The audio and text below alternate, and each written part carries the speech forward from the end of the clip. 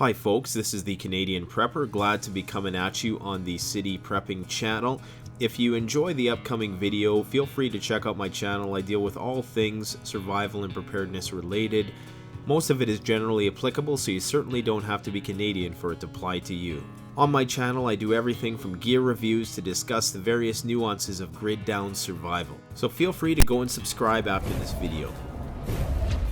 What would happen in Canada if some major disaster knocked out the power grid? Now, if a person could prepare themselves for disasters of a national or even international scale, you can pretty much be safeguarded against most local and regional short-term disasters. While these large-scale grid-down disasters are unlikely, major disasters that could be national or even broader in scope, things like terrorist attacks, pandemics, nuclear plant disasters, hacking which can affect the vital infrastructure society needs to function, global conflict, the threat of nuclear warfare, even things like electromagnetic pulse or economic collapse, and a host of environmental challenges that will face humankind in the future.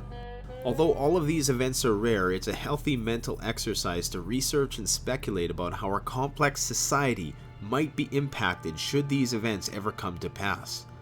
Now, although this analysis is going to be tailored towards Canada, most of the talking points will be relevant to viewers to the south in the United States and should in the very least be an excellent crash course on Canadian survival for anybody who's interested in prepping, survival, and self-reliance. Now, in terms of landmass, Canada is the second largest country in the world, almost 10 million square kilometers. Now, most of this, however, is uninhabitable. We only have a population of 35 million, which is actually 3 million less than the state of California alone. Half the Canadian population lives around the Great Lakes. Another 40% live within a couple hundred miles of the American border, with the exception of a couple major cities that are more to the north. Very few people live above the 52nd parallel. Now, as you've probably guessed, this is mainly due to climate. Canada is a very cold country. Temperatures in Canada can get down to minus 60, and that's not even including the wind chill factor.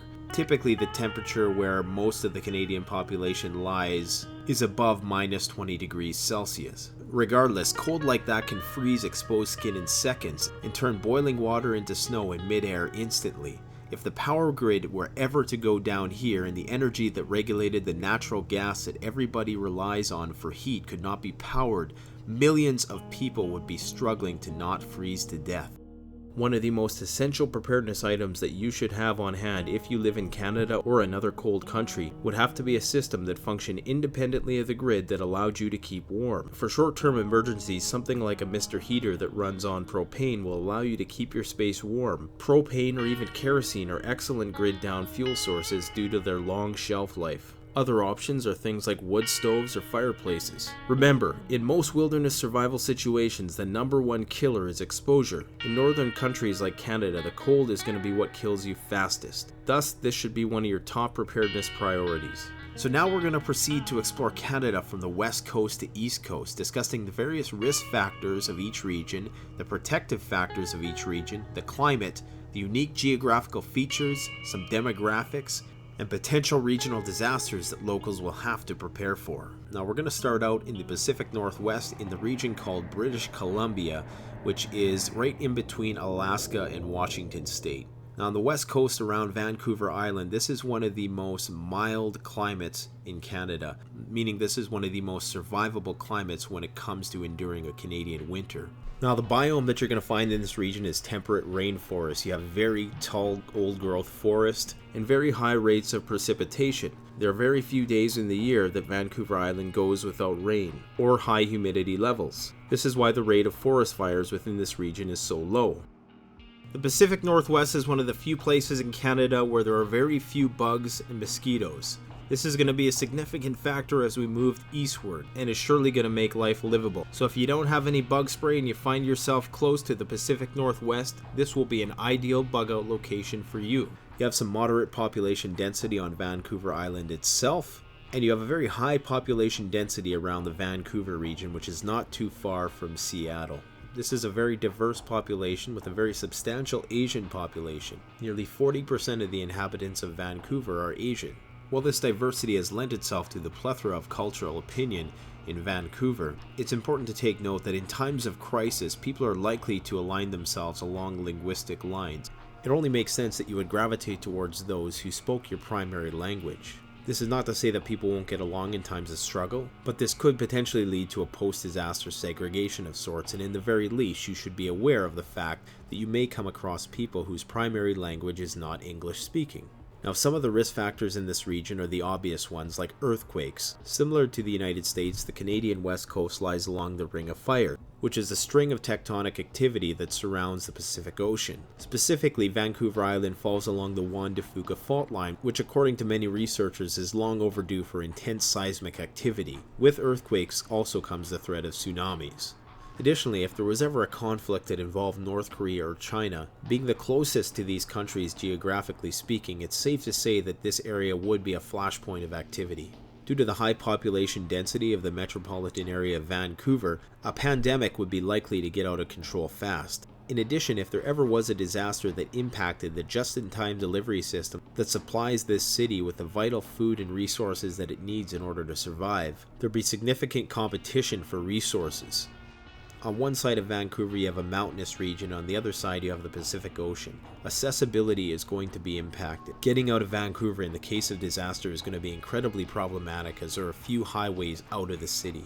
As the few highways that lead out of the city are often gridlocked at the best of times, having to evacuate millions of people from this region in a short period of time would be chaotic at best. Also, escaping to or from Vancouver Island will require some sort of seafaring vessel. As such, in the case of an anarchic, without rule of law situation, piracy along coastal regions should be expected. Moving towards the interior region of BC, we enter the Okanagan Valley. The climate of this region is ideal for growing fresh produce, and as such, it's one of the highest producing regions of fruits and vegetables in Canada. This, paired with the fact that it's a relatively warm climate for most of the year, would make it a prime bug-out location to weather a prolonged disaster scenario. Now, the next geographical region is the Canadian Rocky Mountains. The climate in the mountains tends to be much colder. The Rocky Mountains sit at the highest elevation of any region in Canada. For the most part, the climate here is relatively cold, with moderate summers but very cold summer nights. The population in this region is fairly low. With respect to the demographics of the region, it's a largely Caucasian population with moderate diversity, and of course this is a tourist hub, so you're having millions of tourists from all walks of life visit this region, particularly in the months of June through August. Now, one benefit of bugging out to this region is the abundance of wild game and freshwater sources. Some of the cleanest water on Earth comes from the glaciers that lie in the Canadian Rocky Mountains. Most of this region has been designated as either provincial or national forest and is thus protected from hunting and industrial exploitation. As such, in the case of grid-down survival, there would be an abundance of wild game within this region. And what's more, most of the wild game is adapted to a tourist presence and very tourist-friendly. It's not uncommon for some of the animals to eat right out of the tourists' hands within this region. Now, it should be noted, however, that there isn't a very long growing season within this region. This area is going to be extremely limited in terms of agricultural production, but there's an abundance of fish, the cleanest water on Earth, and large game. Now, some of the risk factors of this region are going to be accessibility. There are very few roads that meander through the Canadian Rocky Mountains, and such, should they ever be blockaded, should there ever be an avalanche or just harsh winter driving conditions, there are some stretches of the Canadian highway that goes through this region where you can go for hundreds of miles without seeing a gas station, making this one of the most inaccessible places on Earth.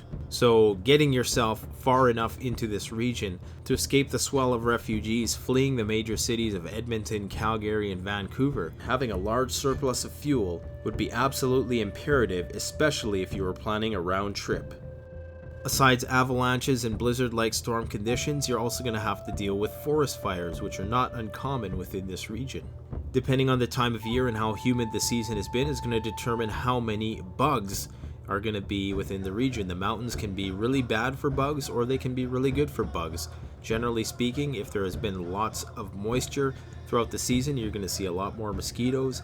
If there isn't, and it's drier conditions, then you probably won't have as much of a bug problem.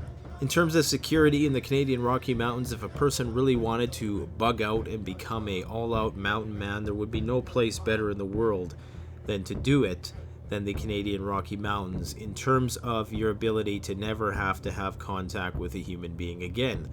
Not that this is a practical or realistic strategy, but it speaks to how isolated and far removed from civilization this region actually is. This region is so vast and unending that you could not explore it within a lifetime.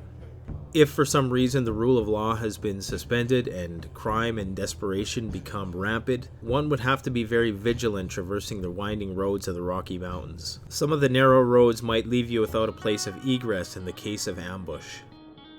Now we move westward over the Rocky Mountains and into the province of Alberta. Now Alberta has its own distinct culture, which in many ways is very similar to the culture of Texas in the United States. There's a whole lot of oil, cowboys, and jacked up trucks in this part of the country. Many people forget about the millions of livestock that are available, which would likely first be exhausted before people were forced into the wilderness to hunt wild game for sustenance. The region of Alberta has about 33% of all the cattle in Canada, which is roughly a couple million head of cattle. And you can absolutely guarantee that if resources were scarce and the rule of law was not being enforced, farmers would have a hard time defending their livestock. Now, Alberta and the other prairie provinces have significantly higher per capita rates of gun ownership than the rest of the country. This is just part and parcel with farming culture. Many people in this region hunt. People who live west of the geographical center of Canada, which is Winnipeg, tend to have a greater familiarity with firearms and are generally much more gun-friendly provinces. On the one hand, this means that people are more capable of defending themselves. It also means that if and when the wells run dry and resources are depleted, that we might see a greater mortality rate due to gun violence. Now, as we continue to move eastward, into the prairie regions, into parts of Alberta and primarily Saskatchewan and Manitoba, the climate is going to get brutally cold. The wide open landscape of the Canadian prairies makes for brutally cold winters and very warm summers. Some places are very dry, some places are very humid. Across Canada in winter, the days are very short and progressively shorter as you head north, with only 7 to 8 hours of sunlight along the 52nd parallel. The closer you get to the Arctic Circle, you will experience the phenomenon of polar night or the midnight sun. These are long periods of permanent daytime or permanent nighttime, meaning that for many weeks of the summer it's permanent daytime, and for many days of the winter it's permanent nighttime. The lack of tree cover and elevational changes within this region, exposure to inclement weather is going to be a serious factor impacting a survivability within this region in a grid-down scenario. The southern half of Alberta, Saskatchewan, and Manitoba are primarily flatlands comprised of grasslands. The northern half of these provinces are blanketed by what's called the boreal forest, which stretches the length of the Canadian continent. The boreal forests are so vast and unending that much of it has never been surveyed, much less traversed by man. Most of the boreal forest in the northern part of these provinces is only accessible by seaplane, as there are very few roads that lead to the very few native reservations and industry-based townships. And the roads that do lead there are notoriously rough. Some of the harsh gravel roads of northern Saskatchewan require several changes of tires just to get there and back, something which won't be a luxury in a grid-down situation. Forest fires are a major problem throughout Canada, particularly in the boreal forests of the Prairie Provinces. For instance, in 2015, Saskatchewan set records for the amount of wildfires, the smoke from which made its way as far down south as Texas. And many people are familiar with the Fort McMurray wildfires of 2016. This was one of the most devastating wildfires in Canadian history and shows just how vulnerable communities that lie within the boreal forest are. This problem will be amplified during grid down when people are making more fires in order to stay warm in ways that are not in accordance with existing fire regulations. Now, the southern part of the Prairie Provinces lie within what's called Tornado Alley. Numerous F5 tornadoes have been reported throughout Saskatchewan and Manitoba. And although some of these events are less common than what you would see in the American Midwest, they are undoubtedly still a factor. In the case of widespread disasters, should one of these localized disasters ever befall a community, emergency response teams would not be available to assist them. In terms of resource availability across these three provinces, you're going to also have a significant agricultural presence with domesticated livestock. The economies of these provinces is by and large agriculturally driven. Most of the Canadian grain is grown here, as this is the northernmost part of the American grain belt. In addition, you have hundreds of thousands of lakes that are plentiful with freshwater fish. Links have been provided in the description to help you build your emergency preparedness fishing kit. You also have significant waterfowl hunting opportunities with the Canada geese, which present themselves throughout the months of March to November. We also have wild game hunting, particularly in the transitional zone between the prairie region and the boreal forest. Moose, deer, elk, and a significant black bear population would provide some hunter-gatherer means of subsistence. The population density of this region is extremely low. Among the demographics of this region, you have a predominantly Caucasian population. However, you also have some of the highest Aboriginal populations in Canada. The significantly higher than average Aboriginal and Métis populations within these regions have provided the people of this region with a certain affinity to the land that is not held in the rest of Canada. At the same time, many racial and cultural divisions still remain here. These differences of opinion may factor into some post-collapse divisions on the basis of ethnicity and political ideology. If you enjoyed this discussion of the first few regions of Canada panning west to east and how they might fare in a grid down situation, you can go and check out my channel for videos which go into greater depth about how each of these regions will be affected post-collapse. I'm going to be continuing this series on my channel as we move eastward into the Great Lakes, so stay tuned for that. So I want to thank City Prepping once again for hosting me on this channel, and as we approach what I call the age of consequences, due to a confluence of factors of environmental, geopolitical, and economic turbulence, we can anticipate that there most certainly will be some hard times ahead. And as history has shown us, relying on the government for support when millions of other people are doing the same thing is the farthest thing from a foolproof emergency preparedness strategy. So don't forget, the strong survive, the prepared thrive. Subscribe to City Prepping channel, subscribe to Canadian Prepper, and go check out some of our older videos. I'm sure you won't be disappointed. Thanks for watching. Canadian Prepper out.